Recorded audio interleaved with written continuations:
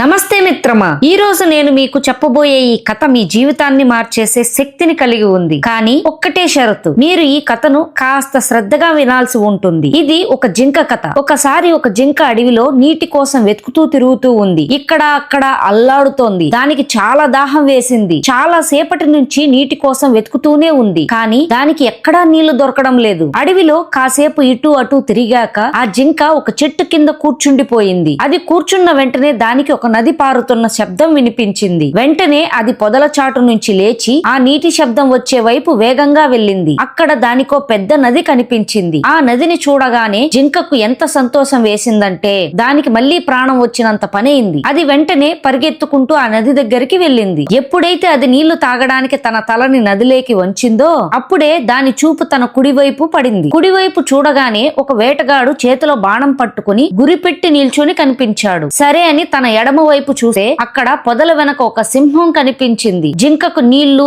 దాహం అన్ని మర్చిపోయింది. దాని మెదడులో ఇంకేమీ లేదు, దాహం కూడా లేదు. వెంటనే అది వెనక్కి తిరిగి చూసింది. అక్కడ భయంకరమైన మంటలు అంటుకుని కనిపించాయి. అవి మెల్లగా దాని వైపు వస్తున్నాయి. ఇప్పుడు ఆ జింక ఎటు వెళ్ళాలి? ముందు చూస్తేనేమో వేటగాడు బాణం గురిపెట్టున్నాడు. ఎడమ వైపు చూస్తే సింహం ఉంది. ముందేమో లోతైన వెడల్పైన నది ఉంది. వెనుక చూస్తే మంటలున్నాయి. 4 దారులు మూసుకుపోయాయి. 4 వైపుల నుంచి ఆపద ముంచుకొచ్చింది. ఇప్పుడు జింక ఆలోచనలో పడింది. అది ఇలా అనుకుంది, 4 వైపుల నుంచి నాకు ముప్పు వచ్చింది. ఎలాగూ చనిపోవడం ఖాయం. మరి నా పని నేను పూర్తి చేసుకుని ఎందుకు చనిపోకూడదు? నాకు ఎలాగో చావు తప్పదు. కనీసం నీళ్లు తాగైనా చచ్చిపోవచ్చు కదా అని. అలా ఆ జింక నీళ్లు తాగడంలో మునిగిపోయింది. కానీ కాసేపటికే అది నీళ్లు తాగుతుండగా పైన ఆకాశంలో నల్లటి మేఘాలు కమ్ముకున్నాయి. మేఘాల నుంచి వర్షం పడడం మొదలైంది. ఆ వర్షం నీళ్లకు వెనక ఉన్న మంటలు ఆరిపోయాయి. ఆ వర్షం వల్ల వేటగాడి బాణం గురి తప్పి ఆ బాణం వెళ్లి సింహానికి తగిలింది. సింహం చూపు నేరుగా వేటగాడి మీద పడింది. దాంతో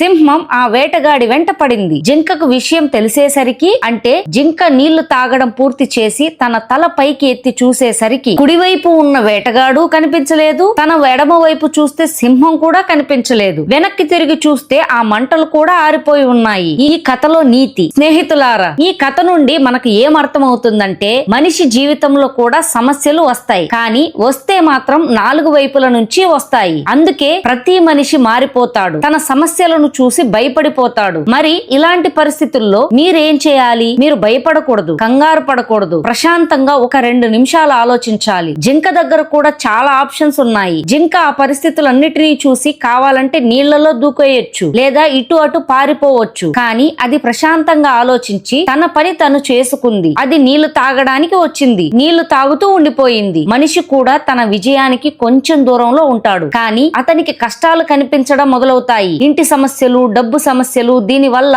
అతను ఏమీ చేయలేక భయపడిపోతాడు, వణికిపోతాడు. కానీ మీరు భయపడకూడదు. కేవలం మీ పని మీద మీరు దృష్టి పెట్టాలి. నా స్నేహితులారా, మీకు ఈ కథ నచ్చిందని ఆశిస్తున్నాను. ఈ ప్రపంచం ఏమంటుందో అని ఆలోచించకండి. మీరు సాధించి చూపిస్తే ఒక రోజు ఇదే ప్రపంచం మిమ్మల్ని చూస్తుంది. ఈ వీడియో నచ్చితే లైక్ చేసి మా ఛానల్ ని సబ్స్క్రైబ్ చేసుకోండి.